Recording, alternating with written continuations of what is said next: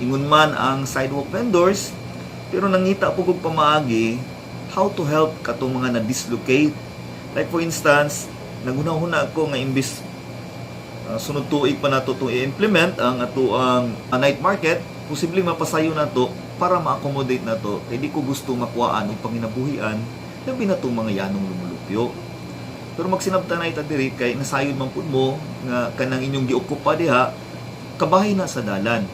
Unya karon aduna may ang national government adunay programa na din gusto nilang ma-hapsay. Kinahanglan walay mga obstructions, walay mga illegal structures ang mga public roads, no?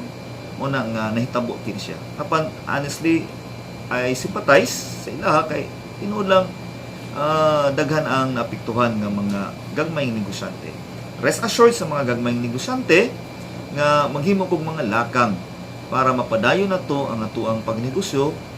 Siguro sa dito na sa tong night market nalay mga changes kay you used to sell buntag, pero sa night market siguro from 6 to 1 or 12 midnight ang atuang pagpaninda.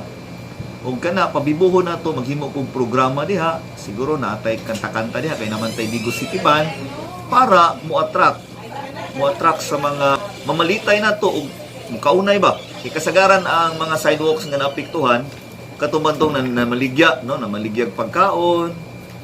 Mao na nga kami po diri naghimo mi o gitawag nako na displacement plan or strategy para mabalik ang panginabuhian labi na sa mga gagmayng negosyante. Salamat kay Brad Mike.